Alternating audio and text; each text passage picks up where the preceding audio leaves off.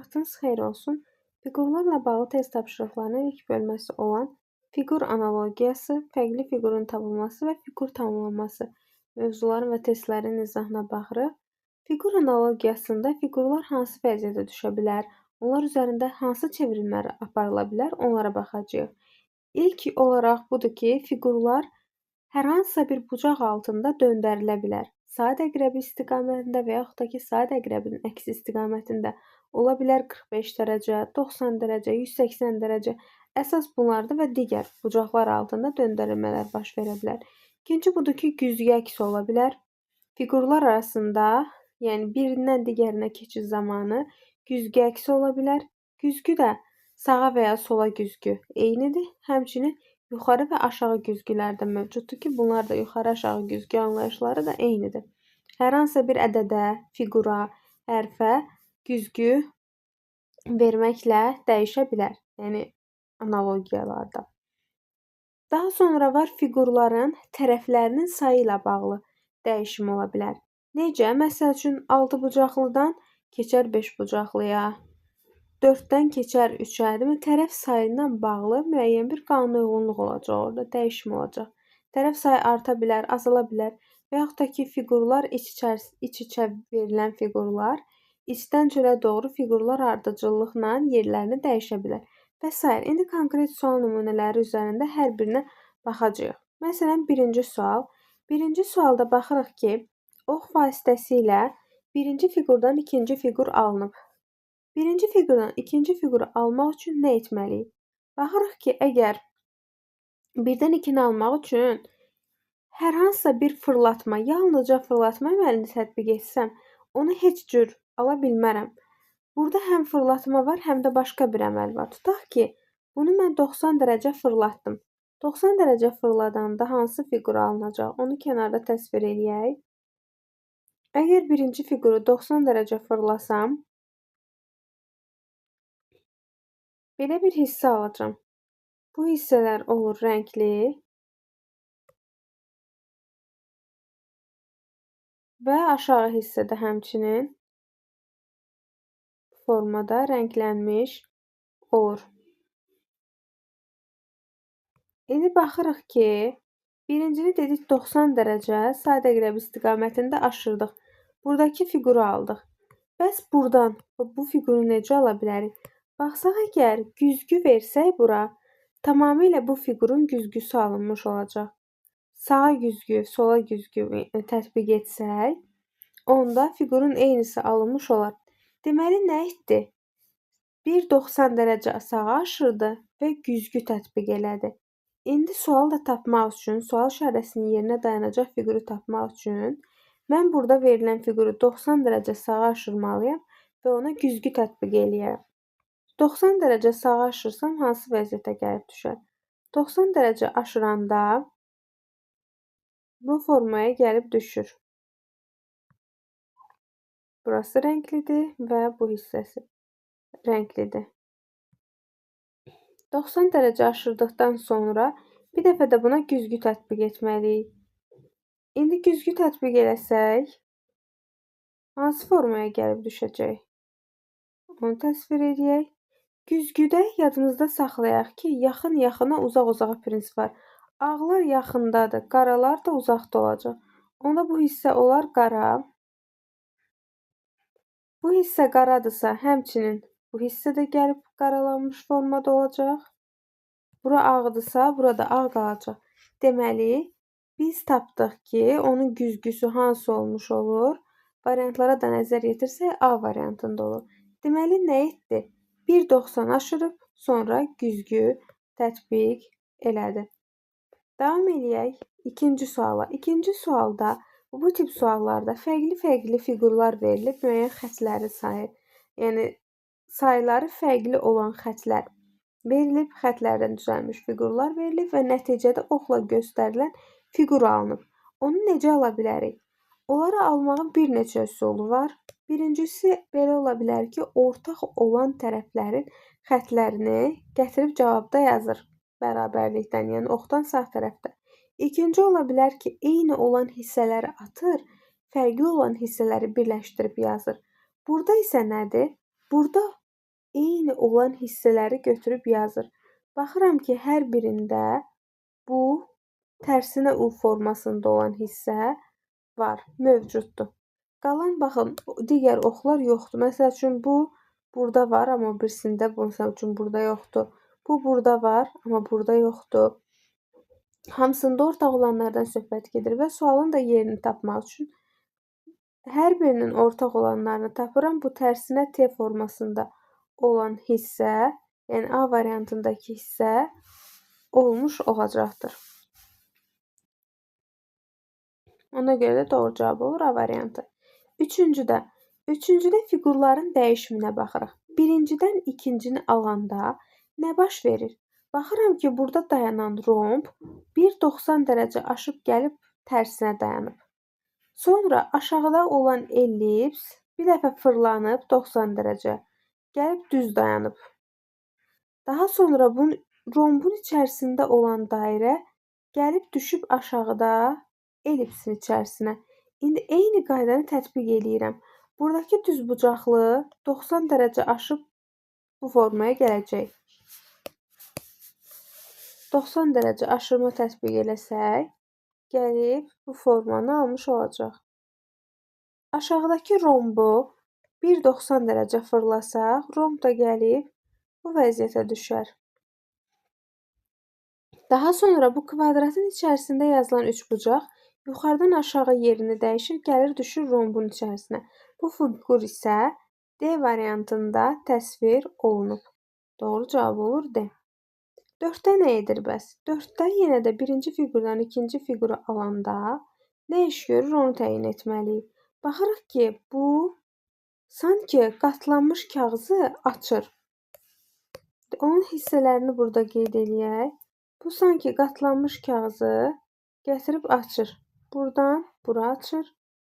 Bu qara hissəni bura açır.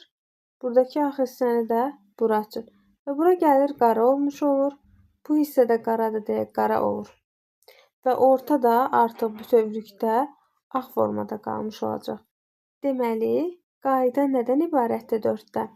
Kağızı içəriyə doğru qatlanmış kağızı açır. İndi sual tələb olunan yerdə də biz nə etməliyik? Açmalıyıq. Açanda nə edirik? Bu üçbucaqlar, burada verilən üçbucaqlar açılmalıdır axı. Açılanda bu formada açılır. Həmçinin yuxarıdakı üçbucaq içəri qatlanıb. Çölə doğru açılanda bu formada açılır. Və ortadakı bu qara hissələr sol tərəfə doğru, biri də sağ tərəfə doğru açılacaq və bunların da rəngi qara olmuş olur, ortada ağ qalır. Və biz bu hissəni cavab variantlarında görməliyik. Və bunu A-da və Y-də heç ümumiyyətlə yoxdur. C variantındakı da ondan deyil, çünki orta. Burada üçbucaqlar yenidən yaranmalıdır və rəngləri də dəyişib həmçinin C variantında. B ilə D qalır. Burada baxacağımız sadəcə üçbucaqların vəziyyəti olur. Üçbucaqların vəziyyəti olduğu kimi dayana bilməz. Onu biz qatladığımızın istiqamətinin əksi istiqamətdə açanda sanki güzgü əksi formasında açılmış olur. Bu da D variantında doğru təsvir olunub. Məsələn, 6-cı sual. 6-cı sual bayaq qeyd etdiyimiz kimi fiqurların tərəflərinin sayı ilə bağlı müəyyən bir qanunauyğunluq da ola bilər. Məhz burada da tərəf sayı ilə bağlı bir qanunauyğunluq var. Baxıram ki, buradakı fiqur 5 bucaqlıdır. Onun daxilindəki 3 bucaqlıdır və ən içəridə dayanan 4 bucaqlıdır. Buradan alınan fiqur xaricdə olan 6 bucaqlı, digəri 4 bucaqlı və içəridəki 5 bucaqlıdır. Nə baş verdi? 5 bucaq keçdi 6 bucağa, 3 bucaq 4-ə, 4 bucaq isə 5-ə keçdi və içəridəki qaraldı. Həmçinin burada da 4, 6 və 5 bucaqların və ya tərəflərin sayıdır. Yəni bu tərəfə keçəndə 5 olacaq. Sonra onun içərisində 7 bucaqlı olacaq. Onun da içərisində 6 bucaq. Bu da D variantında doğru formada təsvir olunub. 7-ci sual məsələn. 7-ci sualda birinci fiqurdan ikincini necə alır onu təyin etməliyik. Burada birinci verilən kvadratı bir dəfə 45 dərəcə aşırır və belə bir romb alır. Daha sonra həmin rombu ortadan ikiyə bölür və uc hissələrini gətirir burada birləşdirir. Və aşağıda belə bir fiqur almış olur. Həmin fiqur da məhz burada bizə verilən fiqurdur. İndi eyni prinsipi tətbiq eləyirik. Sual tələb olunan yerə yazılacaq fiquru tapmaq üçün. Tətbiq eləyirik bura. İndi bunu birinci nə etdik? 45 dərəcə aşırdıq. 45 dərəcə aşıranda hardasa gəlir belə bir formaya düşür. Daha sonra nə etdik? Ortadan 2-yə böldük. Ortadan 2-yə böləndən sonra nə etdik? Bəs uclarını birləşdirdik. Gətirib uclarını da bu hissədə birləşdiririk. Və bizim yuxarıdan və bu xəttdən aşağıda aldığımız fiqur məhz elə C variantındakı fiqur olmuş olur. Deməli, burada analogiya, qayda nədən ibarətdir? Birincini 45 dərəcə aşırır, ortadan 2-yə bölür və uc nöqtələrini birləşdirir. Doğru cavab oldu burada C. Baxaq məsələn 10-cu suala. 10-cu sualda nə edib? Birinci şəkildən ikinci şəkili almağın müxtəlif üsulları var əslində. Birinci üsul budur ki, 180 dərəcə saat əqrəbi istiqamətində aşıram və yaxud da ki, saatın əksinə. Bunu 101 dənə 90 aşıranda ulduz gəlir düşür aşağı. Bir dəfə də 90 aşırsaq, yəni 180 aşırsaq ulduz gəlib dayanır burada. Deməli, biz buna həqiqətən də eynisi oldu da 180 dərəcə aşırma əməlini tətbiq eləyə bilərik. Bir fikirləşək, 180 dərəcə aşırma tətbiq etsək nə baş verər? Bunu 90 aşırsam burada verilənir. 90 aşırsam bu qara xətt gələr burada dayanar. Bir 90-da, yəni 180 aşırsam gələr bu xətt burada dayanar. Bəs indi baxırıq ki, variantlarımızda o xəttin sağ tərəfdə olduğu hal yoxdur axı. Bax, burada bir xətt olmalıydı. O xətt burada yoxdur. Deməli, bunun ikinci, başqa bir yolu da var. İkinci yol da ondan ibarətdir ki, güzgü verib fırlada bilər. Məsələn, birinci buradakına güzgü verirəm. Güzgü verəndə bilirik ki, yaxın-yaxına, uzaq-uzağa keçir. Güzgünü verdim. Güzgü verəndə artıq üçbucaq gəldi düşdü sol aşağı küncə. Bunu bir dəfə də 90 dərəcə aşıranda artıq üstəgəl işarəsi gəlib yuxarıya çıxır. Nə etdi? Güzgü və 90 dərəcə hara aşırma deyək? 90 dərəcə saat əqrəbi istiqamətində aşırma əməlini tətbiq etdik.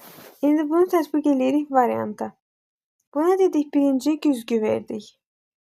Bu fiqura güzgü verəndə gəlib bu formada dayanır. Daha sonra aşırma əməli tətbiq eləyəndə artıq nə dedik? Bunu bir 90 dərəcə fırlatmaq lazımdır. Onda hansı baş verir? Buradakı bu xətt aşağıda dayanmış olur. Yəni, belə bir fiqur alınmalıdır. O da doğru şəkildə D variantında təsvir olunub. Daha sonra baxırıq 15-ci suala. 15-ci sualda nə edib? Birinci şəkildən ikinci şəkili almaq üçün fikirləşirik ki, mütləq şəkildə bunu 90 dərəcə aşırmalıyıq biz. Lakin 90 dərəcə aşırandan sonra da iş bitmir. Çünki burada baxıram qara hissə, burada 90 aşırandan sonra olub ağ. Qara necə ağ ola bilər ki? Deməli, burada rəng dəyişmə məsələsi də var. Bunu 1.90 aşırıram və rənglərini dəyişirəm. Eyni sualı tətbiq eləyirik, eyni qaydanı tətbiq eləyirik suala. Deməli, buradan 9 dənə xana çəksək, bunu sağ tərəfə doğru bir dənə aşıranda buralar qara qalır, orta ağ, bu hissədə qara və orta ikilər qara olmuş oldu. Qaydamız budur. Daha sonra deyir ki, buna nə etməliyəm? Ağı qaraya, qaranı isə ağa çevirməliyəm. Qaralar ağ, ağlar qara olmalıdır. Deməli, bu qaradırsa burada ağ olmalıdır, ağdırsa qara olmalıdır, qaradırsa ağ olmalıdır. Və bu hissələr qara olduğuna görə hər ikisi qara olur, digərləri isə ağ olmuş olur. Bu səbəbdən də doğru cavab olur A variantı. 24-cü suala nəzər yetirək. 24-cü sualda 3 dənə fiqurdan başqa bir fiqur almış olur. Ox işarəsi vasitəsilə göstərilən fiqur alır. Bunu necə ala bilər? Bu fiqurların daxilində Əgər eyni dairələrdən, eyni fiqurlardan söhbət gedirsə, onların mövqeyinə mütləq şəkildə baxmaq lazımdır. Yuxarıdakı mövqelərdə baxıram. Ağ, qara, qara. Bir ağ, 2 dənə qaradan nəticədə həmin mövqeyi alıb qara. Qara, ağ, ağ. 2 ağ, 1 qaradan alıb ağ. Digərlərinə də baxsaq, 2 ağ, 1 qaradan yenidən alıb ağ. Ağ, qara, ağdan alıb ağ. Yəni üstünlük təşkil eləyən rəngi gətirib cavabda yazır. Hansı rəngdən ki 2 dənə var, gətirib onu cavab variantlarında qeyd eləyir. İndi biz də həmin qaydanı tətbiq eləyirik və cavab variantlarının hansının doğru olduğunu tapacağıq. Birinci mövqeyə baxıram. Qara, ağ, qara. Üstünlük təşkil edən qara olduğuna görə cavabda da üst mövqe qara olmalıdır. C və C variantında ağ verilib. Sol tərəflərə baxsam, ağ, ağ, qara. Üstünlük təşkil edən ağ olduğuna görə ora ağ olmalıdır. Bütün variantlarda da onsuz ağ verilib. Bura baxaq, ağ, qara, ağ. 2 dənə ağ varsa bu tərəf ağ olmalıdır. B variantında qara verilib getdi. Və aşağılara baxaq. Ağ, qara, qara. Qara çoxluq təşkil etdiyinə görə variantlarda da aşağı hissə qara olmalıdır. Burada ağ verilib getdi. Doğru cavab olur A variantı. 25-də də onun kimidir. Burada da eyni mövqelərə baxmaq lazımdır və həmin mövqelərdə olan fiqurlardan sayı 3 olanı gətirib mərkəzə yazır. Baxırıq ki, indi buradan sayı 3, bir dənə ortalara baxıram. 1 ağ, qara, 2 ağ, 3 ağ. 3 dənə ağ, 3 bucaq var. Gətirib ortaya yazıb. Yuxarılara baxıram. 2 qara, 3 qara var, bir dənə ağ var. Gətirib qaranı yazıb. Sağ tərəflərə baxsam, 1 ağ, 2 ağ, 3 dənə ağ var, amma bir dənə qara var, gətirib sağa yazıb. Bəs aşağıları və sol tərəfləri niyə yazmayıb ki? 2 dənə ağ var, 3 dənə ağ, 4 dənə ağ. 4 dənə ağ olanda yazmayıb. Həmçinin sol tərəfdə 2 qara, 2 dənə ağ olanda yazmayıb. Deməli, bu ancaq eyni mövqelərdə dayanan və sayı 3 olan fiqurları gətirib mərkəzdə yazır. Həmçinin də ikinci üçün də yoxlasaq, eyni qayda olduğunu görərik, üçüncüyə tətbiq edirik. Birinci mərkəzlərə baxıram. 1, 2, 3. Deməli, bundan sayı 3-dən olduğuna görə mərkəzdə mütləq şəkildə qara rəngli plus işarəsi olmuş olacaq. B-də, Y-də və C variantında bunu görmürük. Daha sonra baxaq, sağ tərəfdəki A variantı və D variantında qalır. A ilə D yalnızca buradakına görə fərqlənir. Baxaq onların sayına 1 qara, 2 qara, 3 qara və 4 qara. Biz də sayı 4 olanları yazmırdıq. Sayı sadəcə 3 olanları qeyd edirdik. Ona görə D variantı gedir və doğru cavab olur A variantı. Daha sonra 26-cı sual qəbulda istifadə olunan bir sual nümunəsi olub. Qəbula düşüb 2023-ün son illərdə 2023-ün qəbulunda istifadə olunub. Bu sualda nə edir? Çox sadə bir sual nümunəsidir. Sadəcə olaraq 180 dərəcə saat əqrəbi və yaxud da ki, saat əqrəbin əks istiqamətində 180 dərəcə fırladır. Bu aşağıda verilən fiquru da 180 dərəcə fırladanda həmin bu hissə sol tərəfdə bu formada alınmış olur. O da B variantında doğru formada göstərilib.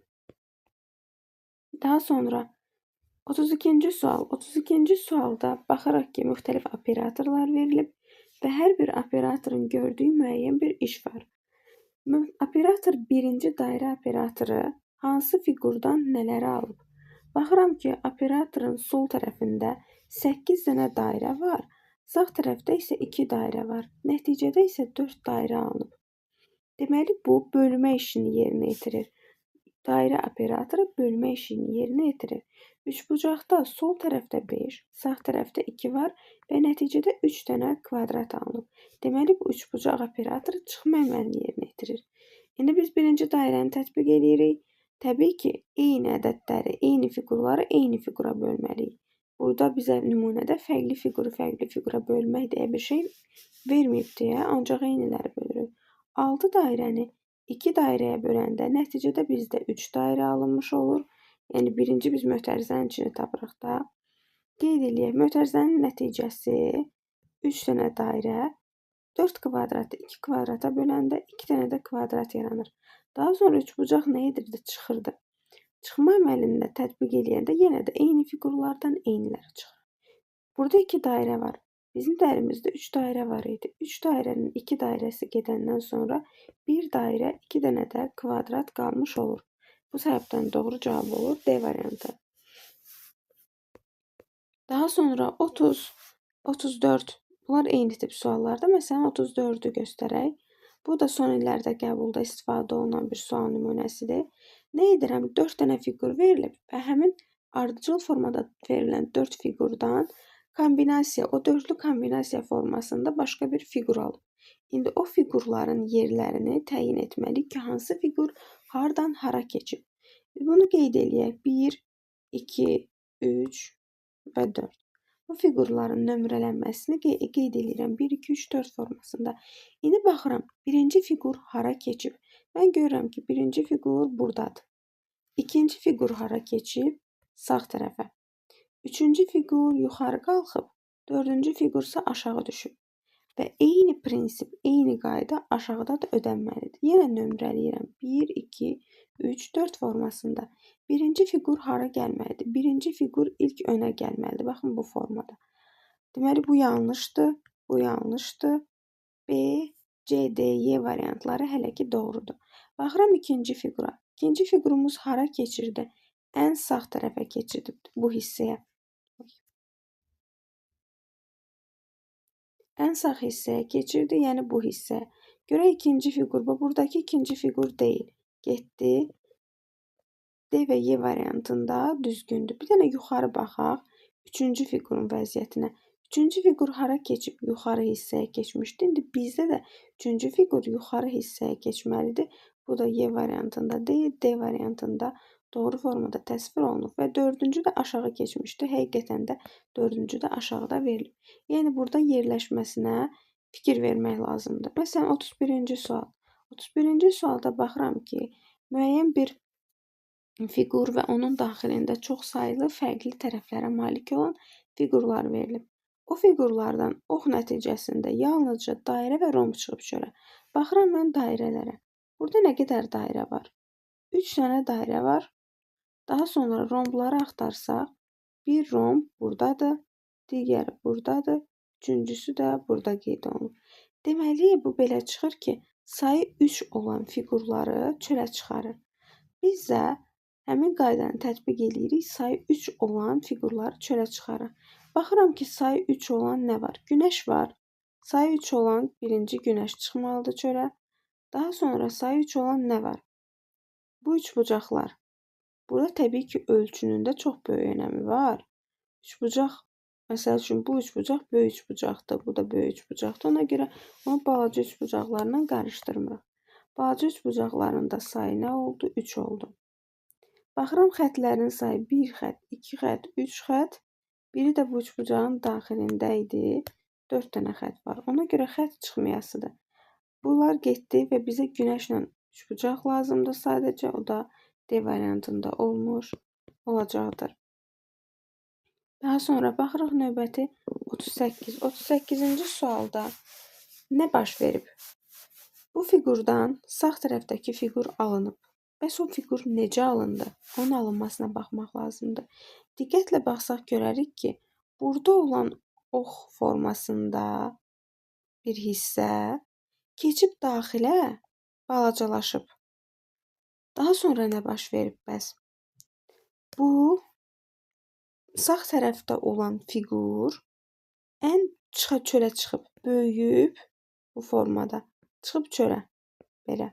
Sonra birinci dayanan kvadratı gətirib qoyub bunun ortasına. Orta xətlərini silib, mənə bütöv silinəcək. Belə eləyək. Buradan gəlir, kvadratı qoyub mərkəzə. Bu oxlar da qalıb öz yerində. Daha sonra ortadan bir T formasında fiquru gətirib qoyub ortaya.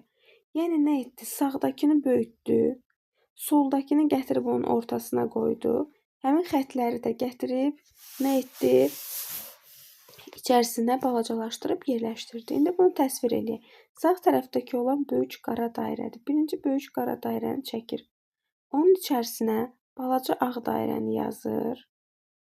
və həmin dairənin içərisinə burada olan fiquru təsvir eləyir bu formada. Və bu da qara dairə olmalıdır da, sözsüz ki. Deməli, bizə belə bir fiqur lazımdır. Bu hissələri qara, yəni rənglənmiş, ortasında ağ dairə və onun da içərisində belə bir hissə. Baxıram variantlara və mən o hissəni B variantında doğru şəkildə görürəm. Bu səbəbdən cavab B variantı olmuş olur. 39-da nə edib bəs? Birinci şəkildən ikinci şəklə keçiddə görürəm ki, fiqurun forması dəyişmir. Sadəcə olaraq böyük dairələr balaca dairələrə keçir, balaca dairələr isə böyüyür. İndi eyni qaydanı tətbiq edirəm. 2 dənə böyük dairəm var burada. O 2 dənə balaca dairə olacaq, amma istiqaməti də sağ tərəfə doğru. Burada istiqamət burada bir dənədir. Burada heç balaca dairə yoxdur. Burada istiqamət yanlışdır. Və həmçinin baxıram ki, 2 dənə balaca dairə böyüyüb 2 böyük olacaq və istiqamət baxımından da bu da sağ tərəfə baxacaq. O da burada təsvir olunub. Burada bu sola baxır, bu da düz baxır, amma məsələn, yuxarı hissədə təsvir olunmalıdır. Yəni, təsvir tamamilə A variantında doğru verilib. Eyni fiqurlar, yəni fiqurlar balacalar böyüyür, böyüklər balacalaşır. Sadəcə istiqamət, fiqurun vəziyyəti dəyişmir. 37-ci suala baxa bilərik. 37-ci sualda nə edir? Burada oxların vəziyyətinə baxmaq lazımdır. Birinci yuxarı gedən oxlara baxıram. Yuxarı gedən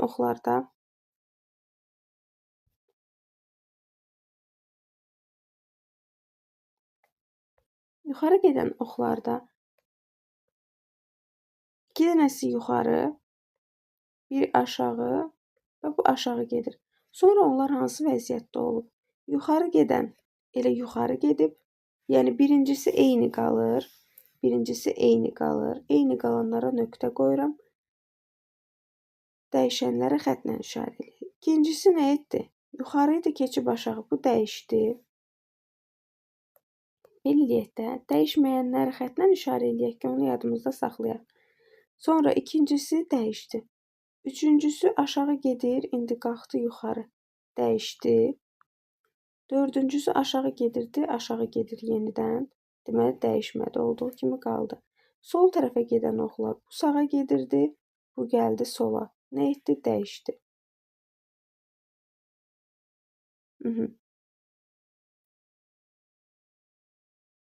Daha sonra sola gedən ox indi gəlir sola. Heç bir dəyişiklik baş vermədi. Üçüncüdə də dəyişim baş vermədi. Dördüncü isə sağa gedirdi. İndi bu ox sola gəlir. İndi bu həmin prinsipi tətbiq edirəm. Birinci gələn ox nə etmişdi? Eyni qalmışdı. İndi bizdə də cavab variantlarında birinci gələn ox eyni olmalıdır. Yəni aşağı baxırsa aşağı baxmalıdır. Burada Y variantında yuxarı baxır. Bu getdi. İkinci ox öz istiqamətini dəyişməli idi. İkincidə baxıram ki, yuxarı gedir. Bizdə cavabda aşağı getməlidir. Bu yuxarı gedir, səhvdir. Bu da yuxarı gedir, səhvdir. Daha sonra bunlar eynidir. Yuxarı və aşağı gedənlər sağ və sol tapmaq lazımdır. Birincisində sola gedən ox nə olmalıdır? Öz işarəsini dəyişməlidir, sağ tərəfə doğru getməlidir. Bunlar hər ikisi sağa baxır. İkincisində bu sola baxır. Bizdə ikincilər nə etmişdi? Dəyişməmişdi. Bu sola baxırsa, bu da sola baxmalıdır. Sola baxanda B variantında verilib, A variantı isə yanlışdır. 41-ci sualda. 41-ci sualda nə edib bəs?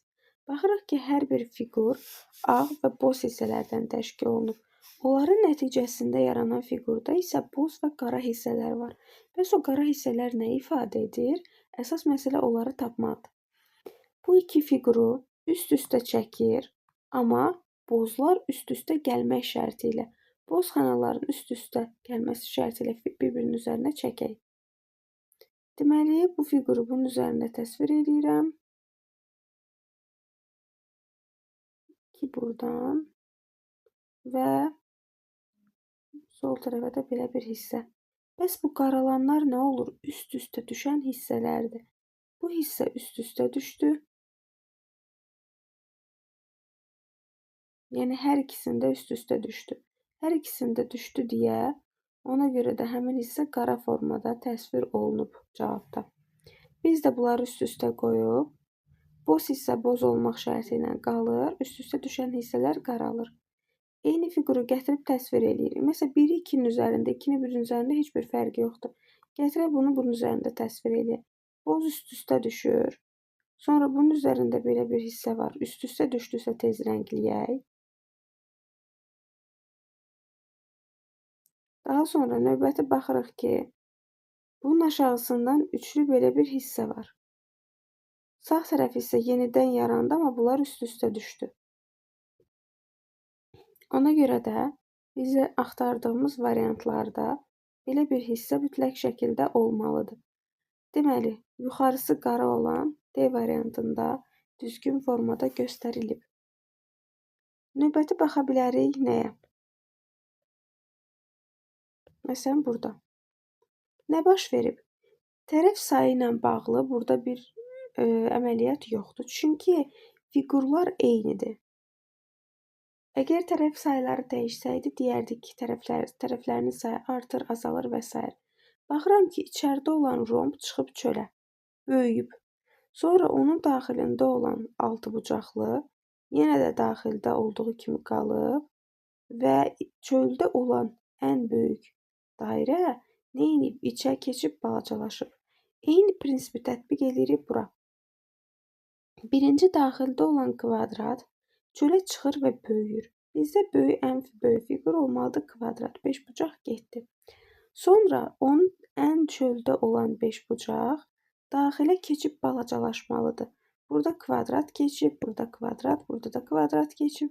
Burada isə nə olub? Beşbucaq daxilə keçib balacalaşıb. Y variantı doğru variant olmuş olur. Romb da yenə də öz yerində qalıb. Heç bir dəyişim baş verməyib. Daha sonra 48-ci sual. 48-ci sualda nə baş verir? Birinci şəkildən ikinci şəklə keçəndə baxıram ki, dairələrin yerləri və rəngləri dəyişib. Bu qara dairə buradaydı. İndi keçib olub içəriyə keçib ağarıb. İçəridə olan qara dairə çıxıb çölə ağarıb. İçəridəki ağ dairə çölə çıxıb qaralıb. Çöldəki ağ dairə içəri keçib qaralıb və içəridəki ağ çölə çıxıb qaralıb. Eyni prinsipi tətbiq edirəm suala. Sual tapmaq üçün içəridə olan dairələr çölə çıxmalı, çöldə olan dairələr isə içəri keçməlidirlər. İndi bunu tətbiq edirik və tapmağa çalışaq. Bu xaricdədir və keçməlidir daxilə, rəngi ağarmalıdır. İndi bu daxildə verilib, çıxmalıdır çölə və rəngi qaralmalıdır. Daha sonra bu xaricdə verilən qara dairə içəri keçib rəngi ağarmalıdır. Həmçinin içəridəki qara çıxıb rəngi ağarmalıdır. Xaricdə olan ağ dairə daxilə keçib rəngi qaralmalıdır və ən son bu hissədə olan ağ çölə çıxıb rəngi qaralmalıdır. İndi həmin hissəni biz variantlardan tapmalıyıq. Yuxarıda olan qara, bu görürük ki, C variantında təsvir olub. Yuxarısı qara olmalıdır, bu getdi. Sol hissədə ağ və çəkdiyimiz fiqur tamamilə C variantında doğru formada göstərilib. Daha sonra baxırıq 50-ci suala. 50-ci sualda burada fiqurların nömrələri verilib. Həmin fiqurları gətirib nə edir? Burada müəyyən sıralara düzür. İndi baxıram ki, belə bir fiquru hansı formada ala bilərəm? Necə almaq olar? Ona baxmaq lazımdır. Ən sondan başlasaq əgər, sonda bunun alınması hansı formada ola bilər? Yəni, sona belə bir fiquru qoymaq istəyirəmsə mən, diaqonalvari fiqur. Baxıram ki, beşbucağın yanında bu formada diaqonalvari fiqur yoxdur. Ona görə bu fiqura mən eyni bir fiqur kimi baxmıram. Bu ayrıca bir fiqurdur. Deməli, hansı fiqurdur? 1. 1 gəlib keçdi sona. Birinci dayanan əslində ən sonda olmalıdır. Sonra baxıram nəyə? Birinciyə. Birinciyə bizdə təkcə beşbucaq, yəni təkcə x belə deyək də. Təkcə x olan ola bilər və yaxud da ki, x yanında diaqonal da olmuş ola bilər. İndi tutaq ki, x yanında diaqonaldırsa, bunların hamısını istifadə etməliyik axı. X yanında diagonal olsa, tutaq ki bunu istifadə etdik. Daha sonra bunu diagonal x desək, gəlib burada 2-ni mən istifadə etmiş oluram. X diagonal bura 4-ü yazıram. Diagonal x-imiz nədir bəs? 3. Onu da gətirib buraya yazıram. Geridən başlayıb baxmaq əslində daha çox kömək olur. Niyə? Çünki buradan sonda diagonalı qoyanda daha belə deyək də fərqli hissədən başlamaq. Bu formada diagonal yalnız burada var. Biri artıq mən istifadə elədim. Sonra baxıram burada x və diagonal. Həmin bu diagonalla bitən yoxdur deyə mən baxıram ki, bu diagonalla başlayan olsun. Bu diagonalla başlayansa, baxın 3-dür. Gətirib diagonal x-i bura 3 formasında yerləşdirərəm. Artıq 3-ü yerləşdirəndən sonra 2 və 4 qaldı. Onu da bu formada etmək olar. 2-ni buradan,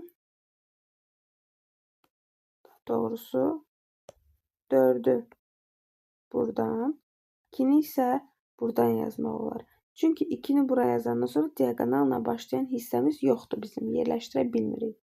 Bu səbəbdən bura 4, birisi 2 olur. Deməli, bizim yerləşdirməmiz 4, 2, 3, 1 formatında olmalıdır.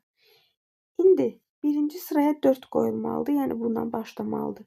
Baxıram ki, A və C variantları eynisi ilə başlamır, həmçinindəki D variantı. Y ilə B arasında qalırıq, onu da sondakı ilə tapmaq olar. Sona nə keçməlidir? 1 keçməlidir. Yəni sonda bu fiqur olmalıdır. Y variantında sonda həmin fiqur deyil, amma D-də, B-də həmin fiqurdur. Yenə də ardıcıllığa baxaq. 4-ü yerləşdirdik bura, 2-ni yerləşdirdik bura, 3 burada, daha sonra 1 də burada tamamilə doğru olmuş olacaqdır. Həmçinin 51-də. 51-də baxırıq ki, eyni üst-üstə düşən hissələri, yəni ortaq hissələri üst-üstə qoyur. Yəni qaranı çəkir, sonra ağı, bunu buna birləşdirir. Sonra bunun eyni ortaq olan hissələrini üst-üstə qoyur və nəticədə belə bir hissə alır. Biz isə başlayırıq A, B ilə. A, B ilə başladıq. Daha sonra baxıram B-nin davamı hardadır? B, X davamı. B-ni gətirib B-nin üzərinə gəlmək şərti ilə X yazıram.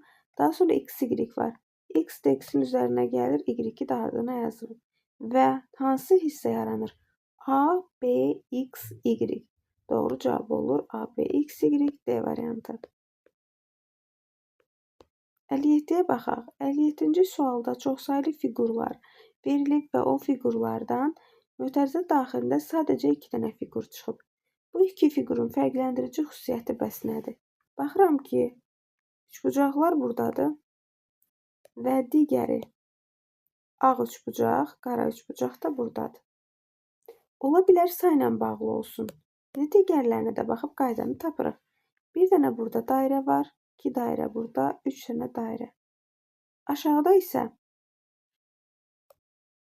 hələ ki burada sayı 1 olan baxaq kvadrat. Görürük ki, sayı 3 olanları birinci yazır, sayı 1 olanları isə ikinci sırada yazır. İndi biz də eyni qayda ilə sayı 3 olanları tapmalıyıq. Baxırıq ki, sayı 3 olanlar hansılardır? Qara kvadrat. Deməli, bizdə birinci yerdə qara kvadrat dayanmalıdır. İkinci yerdə isə sayı 1 olan fiqur lazımdır bizə. Sayı 1 olan fiqur isə hansıdır? Sayı 1 olan fiqur dairədir. Ona görə də biz gətirib nə yazmalıyıq? Yanına bunun dairə, ağ dairə. Ağ dairə təsvir etməliyik. Burada məsəl üçün kvadratla başlayan 2 variant var da. Buradan üçbucaq və dairə qalır. Üçbucaqdan amma baxırıq ki, 2 dənədir. Amma bizə sayı 1 dənə olan lazımdır. Ona görə də olacaq kvadrat və dairə. 62-ci sualda. 62-ci sualda verilən fiqurdan qarşıdakı fiqur alınıb. Burada yer dəyişmə kimi baxsaq əgər, məsəl üçün, tutaq ki, 1-dir, 2-dir, 3-dür, 4-dür, 5-dir. Hər hansısa bir qanuna uyğunluq ala bilməyəcəyik. Yəni aşağıda doğru variantı tapa bilməyəcəyik. Ona görə də bu şəkildən həm də hissələri parça-parça verməyib deyə biz başqa düşünürük ki, onlara ümumi 1 baxır. 1 baxırsa, bəs o şəkildən qarşıda dayanan şəkli necə ala bilər? Bu şəkilə güzgü əksi versə əgər, yuxarıya güzgü versə, və yaxud da ki, aşağıya güzgü deyə bilərik. Heç bir fərqi yoxdur. Versə həmin şəkli ala bilər. İndi onu təsvir etməyə çalışaq.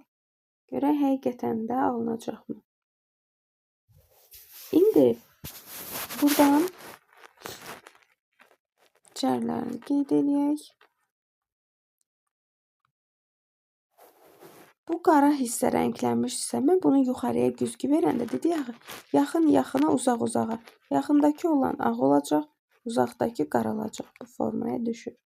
İkincisində sol elə solda qalacaq. Onu qeyd edeyim ki, sağa və sola güzgü verəndə, yuxarıdakı və aşağıdakı hissələr dəyişmir. Həmçinin də yuxarı və aşağı güzgü verəndə sadəcə yuxarı ilə aşağı dəyişir. Sağla solda heç bir dəyişim baş vermir.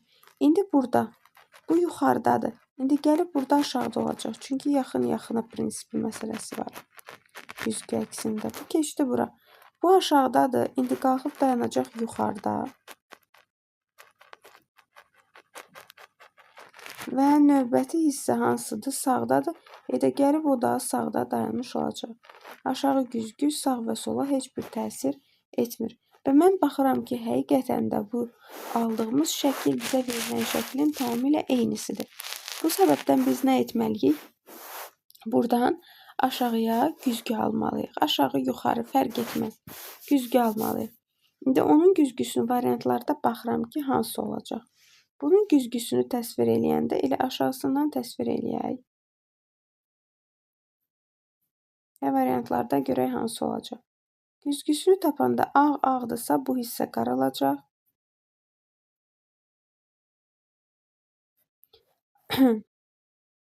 Bu hissə ağdırsa uzaq ağ qalacaq, yaxın qara olacaq.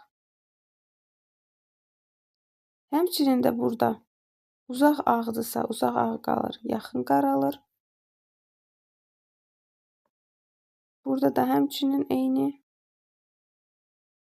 Və ən sonuncuda da yenə də yaxın olan hissə qaralmış olacaqdır. İndi baxıram ki, mən variantlardan belə bir hissəni almalıyım. Bu da hansı variantda doğru qeyd olunub? C variantında görürük ki, fiqur tamamilə çəkdiyimiz fiqurun eynisidir. Deməli, yuxarı və yaxud da ki, aşağı güzgü verəndə alınan variant C variantı olmuş olur. 64-cü suala baxaq. 64-cü sualda fiqurlarda, bu formada verilən fiqurlarda çox vaxt ya ardıcıl formada baxırıq, ya da ki, qarşı-qarşıya. Qarşı-qarşıya, əgər fiqurların sayı cüt saydadırsa, onları qarşı-qarşıya baxmaq daha məqsədə uyğun olur. Çünki ardıcıl formada baxsaq, bəzilərinin içərisində 3 dairə, bəzisində 4, bəzisində 2, 6, qanuna uyğunsuz formada düzülüblər ardıcıl baxanda. Bəs qarşı-qarşıya baxsaq nə olar? Bu iki fiqura qarşı-qarşıya baxsam, görürəm ki, bunun daxilində olan 3 dənə dairələr burada olanlardır, eynisidir. Və həmçinin də burada olan 6 dənə dairə gəlib keçib bu qarşıdakının içərisinə. Bir dənəsi də qaradır, yəni heç bir say dəyişimi də baş vermir. Həmçinin digərlərində də yoxlasaq, məsələn burada. Burada çöldə olan 2 qara, 2 ağ gəlib keçib bunun daxilinə 2 qara, 2 ağ olub. Və burada xaricdə, yəni olan çöldə olan 2 qara, 1 ağ dairə keçib bura 2 qara, 1 ağ olub. İndi həmin qaydanı suala tətbiq eləyirik. Suala tətbiq eləyəndə bizdən sualın qarşısında dayanan hissə budur. Bu 4 dənə keçib bu dairənin içərisinə. İndi nə olmalıdır? 2 dənə bu ağ gəlib bunun içərisinə düşməlidir. Deməli, sualın yerində 2 dənə ağ dairə olmalıdır. Bu səbəbdən doğru cavab olur A variantı. Fiqur tamamlanmasına keçək. Fiqur tamamlanması bəs nədir? Fiqur tamamlanmasında 2 dənə fiqur toplanılır və nəticədə bir plus sual yazılır. Biz də o sualın yerinə düşəcək fiquru tapmalıyıq. Bəs necə tapırıq? Burada mahiyyət nədən ibarətdir? Birinci fiqurun və 1-dən 2 deyək buna 3, buna 4. Birinci və ikinci fiquru üst-üstə çəkirəm və nəticədə hər hansısa bir fiquru yaradıram. Həmin fiqurun da hissələrə parçalanmışı 3 və 4-də verilir. 3 verilir. Çatışmayan hissələri biz 4-də qururuq. Yəni bunu əslində bu verilənləri üst-üstə çəkib, daha sonra çatışmayan hissələri tamamlamaq olar. Və yaxud da ki, indi baxsaq, variantlarla da bunu ən rahat işləməyin yolu çatışmayan hissələri variantlarda axtarmaqdır. Variantlarda artıq olan hissələri götürməməliyik biz. Məsələn, tutaq ki, deyirəm, burada bu xətt var. O xətt burada var. Burada artıq nəyə ehtiyac var ki, o xəttin olmasına? Ehtiyac yoxdur. Bizə çatışmayan xəttlər lazımdır. Bu səbəbdən D olmur. İndi məsələn, birincinin hissələrini bunun üzərində təsvir edirəm. İkincini gətirib bunun üzərində təsvir edirəm. Görək hansı fiqur alınır. Sonra belə bir hissə var. Sonra buradan aşağı gedən bir hissə, həmçinin sola və sağa gedən hissə var. Burada belə bir kvadrat əmələ gəlir daxildə. Bütün xəttləri çəkdik. Bir də buradan yuxarı gedən hissə qaldı. Bunu kəsişmədən götürək. Buradan yuxarı gedən hissə qaldı. Belə bir hissədir. Bütün hissələrini çəkdim. Deməli, bizdə əslində alınmalı olan fiqur bu fiqur olmalıdır. Və mən 3-də bunun müəyyən hissələri verilib. 4-cüdə isə onun çatışmayan hissələrini qurmalıyıq. Məsələn, bu fiquru gətirib 3-ün üzərində təsvir eləməyə çalışsaq, təsvir etsək, bu formada alır. Bunun kvadratı çatışmır, kvadratı çəkdik bura. Sonra buradan aşağıya belə bir xətt çatışmır. Daha sonra nə lazımdır bizə? Hansı hissələr lazımdır? Buradan yuxarıya doğru bir xətt. Həmin hissəni indi biz variantlarda axtarmalıyıq. Qırmızılarla çəkdiyim hissəni variantlarda axtarsaq əgər, variantlarda axtarsaq əgər, görərik ki, C variantında bu tamamilə düzgün formada verilib. Bəs digər variantlarda problem nədir? Digər variantlarda çatışmayan hissələr var, məsələn. Buradan kvadratın aşağı tamamlayan hissəsi verilməyib. Bu yanlışdır. Daha sonra burada kvadratın hissəsini çox uzadıb. Bu kvadrat bura qədər gəlməli idi. Bu yanlışdır. Həmçinin burada kvadratın müəyyən hissəsini verməyib Y-də. Bu yanlışdır. C variantı tamamilə doğrudur. Həmçinin də digərlərində. Yəni, məsələn, baxa bilərik burada 5-ci suala. 5-ci sualda nə etməliyik? Yenə də eynidir. Üst-üstə çəkirik. Hansı hissələr artıqdandısa, atırıq variantlardan, çatışmayan hissələri götürürük. Üzərində təsvir etmədən də işləmək olar, təsvir edib də işləmək olar. Üzərində təsvir etmək biraz vaxt itkisinə səbəb olduğuna görə, gəlin bunu üzərində təsvir etmədən çatışmayan hissələri tapmaqla təyin edək. İndi bizdə baxırıq ki, nə olmalıdır? Bu üstdəki xətt var. Burada da var. Deməli, bu xətt tam formada üstü tamamlamalıdır. Bizdə isə o xətt yoxdur. Ona görə bizim axtaracağımız variantda üstdəki xətt bütöv olmalıdır. Bunun üst xəttinin biri yoxdur. Bunun üst xəttinin ikisi də yoxdur heç. Ona görə Y variantı getdi. Daha sonra baxıram ortadan keçən belə bir xətt. Bu burada var. Niyə təzədən gətirib burada eyni xətti verək ki? Ona görə ehtiyac yoxdur o xəttə. Ya A variantı qalır, ya da D variantı qalır. Fərq nədir? Buradakı xətt birində var, birində yoxdur.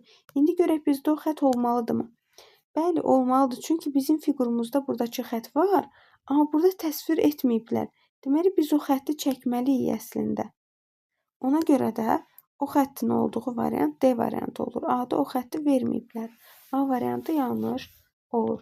Amma bu formada işləyirik. Fiqur tamamlanmasında da. Sadəcə birinci fiqurla ikinci fiquru üst-üstə qoyanda hansı fiqur alınır? Onu nəzərimizdə saxlayırıq. Üçüncü hissə, yəni bərabərliyin sağ tərəfindəki hissə, həmin tam yaranan fiqurun müəyyən bir hissəsi olub, bizə çatışmayan hissələri tamamlayırıq. Burada çox diqqətli olmaq lazımdır çatışmayan hissələrin tapılması zamanı. Ki, hansı ki variantlarda bəzən elə olur ki, məsəl üçün bu xətt burada var. Bunun üzərində deməyəm. Məsələn, belə bir hissə. Bu hissə var. Bu. Gedib variantlarda elə bir hissə varsa, məsələn, həmin hissəni götürmürük. Çünki artıq o hissə 3-cü fiqurda var. 4-cü fiqurda çatışmayan hissələri tamamlamaq lazımdır bizə. Keçək fərqli fiqurun tapılması. Fərqli fiqurun tapılması da burada mahiyyət nədir? 4 dənə variantlarda verilən 5 fiqurdan 4-ü eyni bir fiqur olur. Sadəcə eyni bir fiqurun müxtəlif bucaq altında fırlanması ola bilər. Burada güzgü olmur heç vaxt, sadəcə fırlanma. 45, 90, 80, 70, 120 və s. müxtəlif bucaqlar altında fırlanma ola bilər. Bu fərqli fiqurun tapılmasında da necə işləyirik? Məsələn, baxıram ki, A variantındakı fiqura. A variantındakı fiquru əsas təməl fiqur kimi götürürəm və onu başladıram fırlatmağa. A variantındakı fiquru fırlatsaq, B-dəki fiquru ala bilərikmi? Əlbəttə ki, alarıq. Daha sonra B-dəki fiquru biraz daha fırlatsaq, gəlib C variantındakini alarıq. C-dəkini biraz daha fırlatmış olsaq, Y-dəki fiquru almış olarıq. Və buradan belə çıxır ki, Y variantında olan fiqur, A, B, C və Y variantında olan fiqur eyni bir fiqurdur. Müxtəlif bucaq altında döndərmələrdir. Amma D variantındakı fiqur fərqlidir. Niyə? Çünki mən bunu normal formaya bərpa eləsəm, hansı formaya düşür? Geriyə bu formaya düşəcək. Bunun daxilində 3 bucaq, belə bir rom. Normal forması budur. Amma mən D variantındakını normal düz formaya gətirsəm, o fiqur belə olacaq.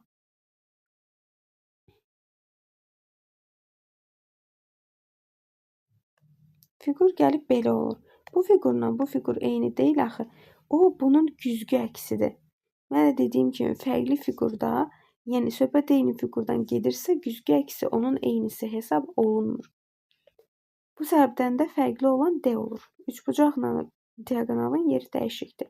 İkinci sualda 3 dənə fiqur var və onların kəsişməsi qaralanıb. O qaralanan hissələr nədir? Dediyimiz kimi, hər üçündə ortaq olan hissədir. Baxıram, hər üçündə ortaq olan hissə burada da eynisidir. Burada da hər üçündə ortaq olan hissə budur. Burada da həmçinin budur. Amma burada hər üçündə ortaq olan hissə budur axı. Hər üçünün kəsişməsi budur. Bu aşağıda verilən qara hissəni artıqdan veriblər. O səbəbdən də fərqli fiqur B-də olmuş olur. Çünki dediyimiz kimi hər üçünün kəsişmə nöqtəsi götürülməlidir. Amma burada ikisinin kəsişməsidir. Bura kvadrat daxil deyil. O qaralanan hissədə kvadrat yoxdur. Baxaq məsələn 4-də. 4-cü sualda yenə də götürüb hər hansısa birinə. Məsəl üçün B variantındakına normal baxırıq. B variantındakını müxtəlif istiqamətlərdə fırladıram. Məsəl üçün bunu 1,90 dərəcə aşırsam, gəlib A variantındakı forma alınır. Həqiqətən də bu dairə gəlib sağ tərəfdə. Elə bil H hərfinə baxıram mən. H hərfinə. H hərfinin sağ yuxarı küncündə olmalıdır dairə. Gətirirəm mən bunu H hərfinə çevirirəm. Belə bir fırladacağım bu istiqamətdə. H hərfinin sağ yuxarı küncündə olacaq. Bunu da həmçinin gətirib normal formaya bərpa eləyəndə H hərfinin sağ yuxarı küncündə olur dairə. Amma bir dənə buna baxın. Bunu mən götürüb fırladanda H hərfinin sol yuxarı küncündə olmuş olur dairə. Bir götürüb 180 dərəcə aşıranda H-ın sol yuxarı küncündə olur. Bizə isə sağ yuxarı künc lazımdır. Bu səbəbdən də Y variantındakı fiqur fərqlənmiş fiqur olacaqdır. 7-yə baxaq məsələn. 7-də müxtəlif 4 dənə müxtəlif eyni bir dairənin daxilinə balaca bir dairə yerləşdiriblər. O dairə hansı mövqeyini əhatə edir? Hansı dairələrin içərisindədir? 1 və 2. Bu dairələrin içərisindədir. Qalan baxın bununla bunun içərisində deyil. Deməli balaca dairə 2 dairənin içərisindədir. Həmçinin burada baxıram. Bu dairənin içərisindədir. Və bu dairənin içərisindədir. Baxıram ki, bunun və bu birisinin içərisində deyil. Burada da 2 dairənin içindədir. Amma buna baxsaq əgər, o balaca dairə bütün dairələrin içərisindədir. Bunun da içindədir. Bunun da içərisindədir. Çünki gətirib ortağa qoyublar da. Hər 4 dairənin kəsişmə nöqtəsinə qoyublar o balaca dairəni. Burada 4 dənə dairənin içərisində fərqli olanda C olacaq. Digərlərinə də baxsaq əgər, həqiqətən də bu 2 dairənin içərisindədir. Bunun içərisində deyil və bunun içində deyil. Burada da ikisinin içərisindədir. Bunun və bu birisinin içərisində deyil. Burada da ikisinin içərisindədir. C variantı yanlış olmuş olur. Çünki C'də 4 dənə dairənin içərisində verilib.